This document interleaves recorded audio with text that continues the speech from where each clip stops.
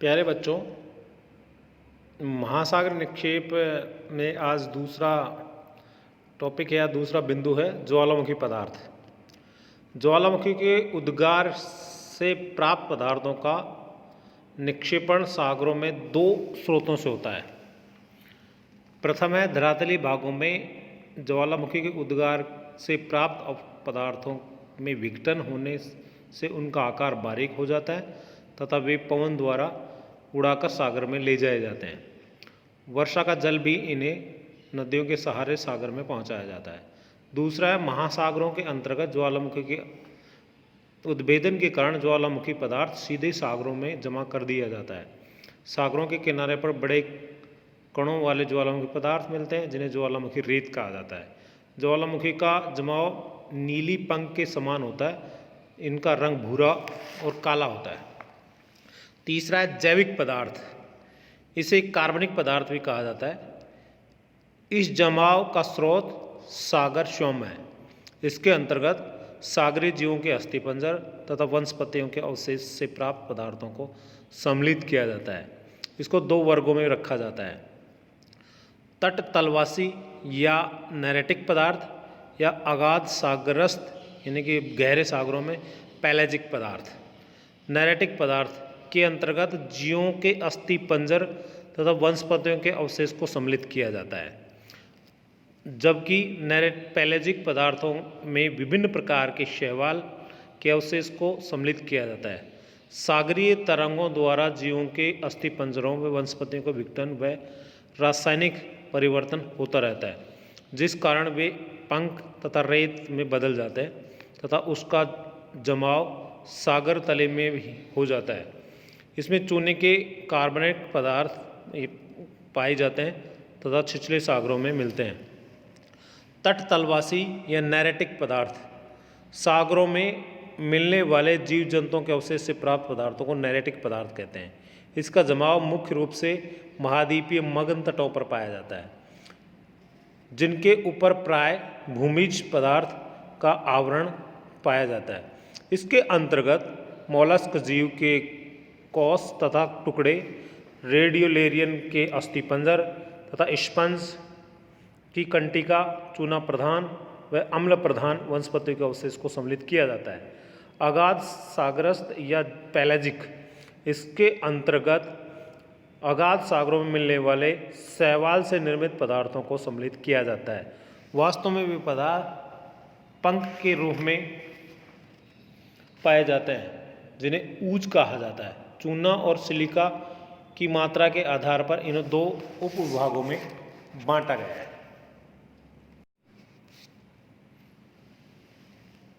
जैसे ऊज का चूना और सिलिका की मात्रा के आधार पर इन्हें दो उपवर्गों में बांटा गया है। पहला है चूना प्रधान ऊज। चूने की अंश की अधिकता के कारण ये पदार्थ अधिक गहराई पर नहीं जा पाते हैं, क्योंकि ये शीघ्र ही घुल जाते हैं। इनकी स्थिति 1000 से 2000 फैथम के बीच महासागरों के तली पर पाई जाती है। प्रमुख जीव के आधार पर चूना प्रधान ऊज को पुनः दो उपविभागों में विभाजित किया जाता है। पहला है टेरापोड ऊज।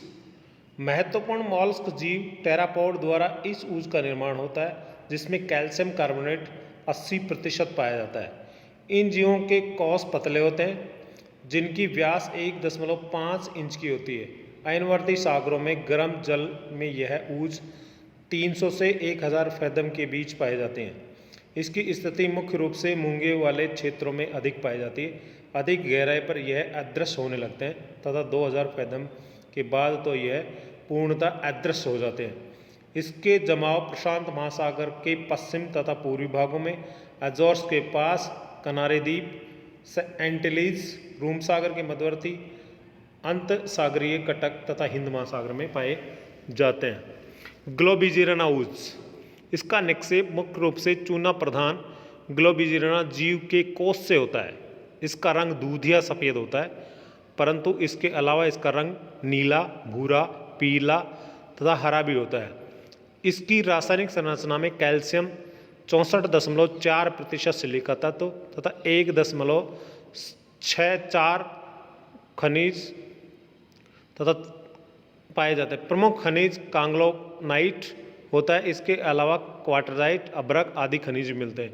इसका जमाव अटलांटिक महासागर के उष्ण तथा शीतोष्ण भागों में, हिंद महासागर के पूर्वी तथा पश्चिमी जलमग्न तटों पर तथा पूर्वी प्रशांत महासागर के में अत्यधिक मात्रा में पाया जाता है। इस ऊर्ज की स्थिति 2000 से 4000 फैथम के बीच पाई जाती है। इसके आगे अगाध सागरों में यह नहीं पाया जाता है। सिलिका प्रधान ऊर्ज, सिलिका अंश की अधिकता के कारण इसे सिलिका युक्त ऊर्ज कहा जाता है। चूने की कमी के कारण यह ऊर्ज जल्दी घुलता नहीं है, अतः ठंडे तथा जल गर्म दोनों प्रकार के सागरों में अत्यधिक गहराई तक पाया जाता है। इसका उपविभाजन इसमें मिलने वाले जीव विशेष के नाम के आधार पर किया जाता है। पहला है रेडियोलेरियन ऊर्ज। रेडियोलेरियन ऊर्ज का निर्माण रेडियोलेरियन डाइटम व पैरामिनीफेरा जीवों के अवशेष से होता है। इसमें सिलिका अंश अधिक तथा कैल्शियम कार्बोनेट का अंश कम होता है। गहराई के साथ सोने की अंश घटता जाता है। यह उष्णकटिबंधीय महासागरों में 2000 से 5000 फैथम की गहराई तक पाया जाता है। प्रशांत महासागर में अधिक क्षेत्र में पाया जाता है। इसके अलावा हिंद महासागर के पूर्वी भाग में तथा अटलांटिक महासागर के छिटपुट भागों में भी पाया जाता है। डाइटम ऊर्ज, डाइटम ऊर्ज का निर्माण अत्यंत सूक्ष्म जीव पौधों के अवशेष से होता है। इसमें मृतिका का अंश भी पाया जाता है। सिलिका के अंश अधिक होता है। कैल्शियम का अंश 3% से के लगभग होता है। स्थल के पास इसका रंग लाल होता है तथा स्थल से दूर इसका पीला या मटमैला होता है। सूखने पर इसका रंग सफ़ेद हो जाता है। डाइटम उच्च अक्षांशों में गहरे सागरीय भागों में पाए जाते हैं। अंटार्कटिका महाद्वीप के चारों ओर दक्षिण तथा उत्तरी प्रशांत महासागरों में 600 से 2000 फैथम की गहराई तक पाए जाते हैं। अकार्बनिक पदार्थ, महासागरीय जल के तापक्रम में परिवर्तन के कारण रासायनिक परिवर्तन होता रहता है, जिस कारण कई प्रकार के अकार्बनिक खनिज तथा तत्व महासागरों में जमा होते हैं। इनमें डोलोमाइट, सिलिका, लोहा, मैग्नीज ऑक्साइड, फास्फेट, पायराइट आदि मिलते हैं।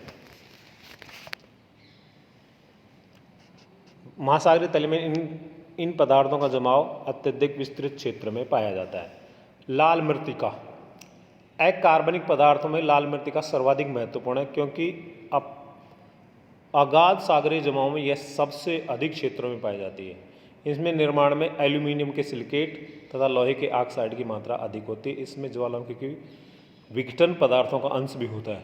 कुछ मात्रा में सागरीय जीवों के कम घिसने वाले भागों में भी पाए जाते हैं। लाल मृत्तिका कोमल, लचीली, चिकनी होती है।